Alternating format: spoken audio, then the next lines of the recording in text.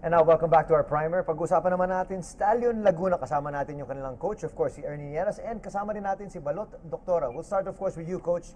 Sure. Your expectations right away, off the bat. Dito sa darating. Championship. I will always answer the same way.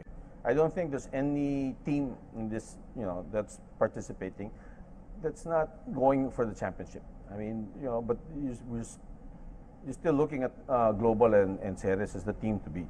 That's plain and simple too. But Stallions will always play for the championship. O si Balot Doctora is a long-time Stallion captain. Lumang mukha, bagong hairdo para sa kanila. Blondie na po. Balot, kumusta ang this year's team, ang Stallion Laguna? Kumpara mo sa ibang mga previous years nyo, kumusta ang koponan ngayon? Ngayon, mas okay yung team kasi yung as a brotherhood nandun. Tapos yung aim talaga na every single game we need to win nandun. Tapos yung we work hard, yung teamwork. Tapos because we don't have superstars, everybody is the same.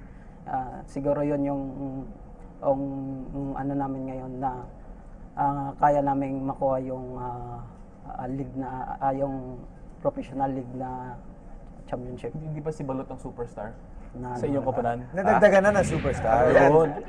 Default superstar. Alam mo, maganda yung perspective na Balot. From a coach's standpoint, so sabi niya, nagugustuhan nga niya yung makeup of the team. Coach, what were you able to do in the off-season that led to what he's thinking of and what he's feeling right now? Well, this has actually been like a 3-year process for Stallions, and ever since the last time we won, we knew we had to rebuild. But one of the main objectives during that time is really identify local players and see what we can do. And yeah, this is an ongoing process when it comes to us. Every year we have some players that leave, and then we're able to bring in some new players also. But for the past 2 years, we really focused on developing the local talent. And with Balot being there, with Bervic being there, with Fitzarboleda being there, now we have Nathan and Matthew also being called up to the Ascal's pool. And then we have the new bloods coming in, young new bloods coming in. And recently we were able to add Villarreal and Aguisanda. We also have some foreign players, a new batch of foreign players. And we still have our standby foreign players who's been there for us for the past 4 years, which is Christian Tomert Nana and Sam Boni. And now Saja. He was supposed to be coaching already this year, but our Japanese goalkeeper broke his hand, so we had to call him back from retirement, and now he's back in action. When you look at the roster that you want to bring in as far as foreign players are concerned to help you out, what did you look at? What were you looking for? Well, again, for Stallions, we have this culture, and whatever happens, the very first thing we identify is we check on their fitness, we check on their football IQ, and the technical skills. So once those things are there, the most important thing is for these foreign players to understand that they have to merge with the local players. Okay. It's not the other way around. Our local players will not adjust to them. They have to adjust to our culture, because this is a Philippine league. It's not their league. Okay, so that's where we've been kind of successful, because we actually have 2-player houses in Binyan, which this is where they stay, and Balot makes sure that it's mixed. There's no Filipinos only in this side and foreign players only in this side. It's mixed, and he's not just the captain of the team; he's captain of both houses also.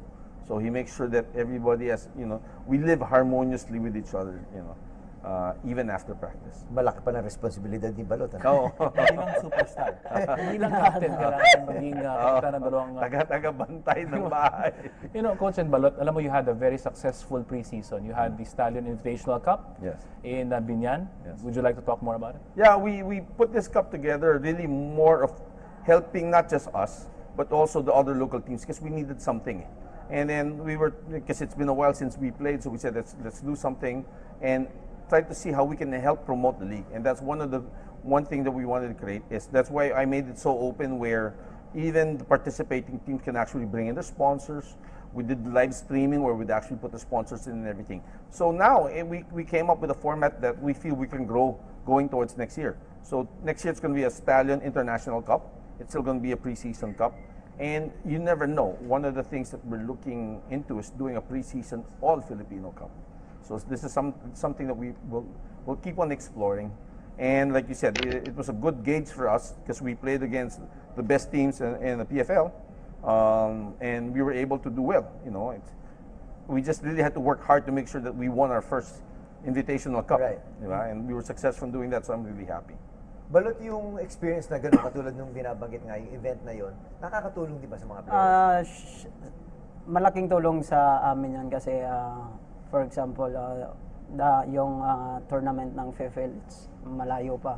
Tapos tuloy-tuloy yung training namin. Kailangan talaga namin yung katulad niyan yung practice game para at least hindi mo kasi makukuha yung normal na training lang pagdating sa game at saka yung training iba eh. Iba yung ensayo, no? Dapat kailangan may pressure ka tapos yung game fitness mo nandoon para at least mas maganda kasi naging advantage talaga kasi katulad niyan nakapag-practice game kami na like Ceres, Global, Loyola, Kaya, at least, 'di ba? Hindi lang doon, hindi mo at least kahit papaano may base ka na nababasihan mo sila kung paano at least pagdating ng actual game, at least alam mo na kung mababasa mo yung play. Sa inyo ng taga Laguna, I heard there's a Lakeside squad. squad. Kumusta yung pagtanggap sa inyo ng taga Laguna? Very.